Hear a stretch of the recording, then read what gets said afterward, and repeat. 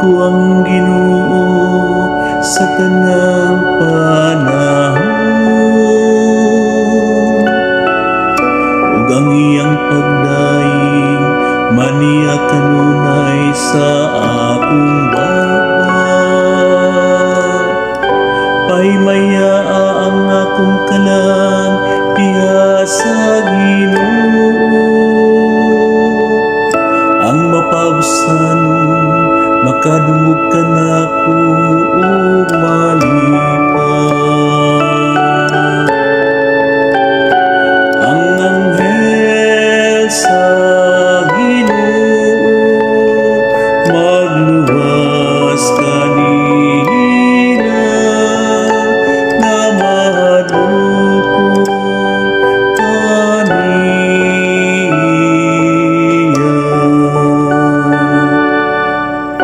himaya ang Ginoo uban ka nako, magambahan kita aron pagbayaw sa iyang ngalan. Ipangita ko ang Ginoo ug itubag ako niya, ug iluwas ako sa tanan kong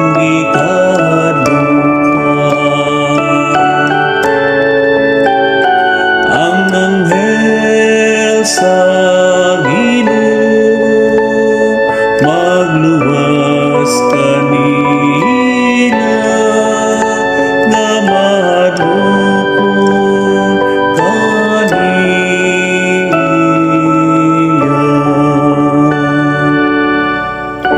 Paglaom kamo kaniya aron mo sa nagkamo sa kasadyan, ug ang inyong mga naong dili manglimpaghong sa kaulan. Sa pagsangpit sa nasakit nga tawo namati ang Ginoo, ug giluwas siya sa tanan niyang kagulanan.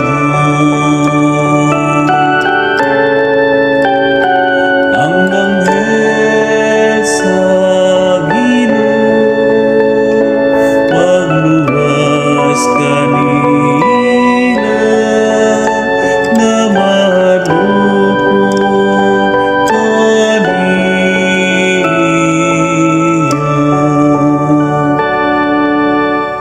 Ang anghel sa Ginoo nagalibot kanila nga mahadlokon kanila ug nagapalingkawas kanila. Tagamtama ug tanawa unsa kamaayo ang Ginoo, mula ng tao nga nagadamo kaniya. Ang anghel sa Ginoo magluwas kanila nga madukong kaniya.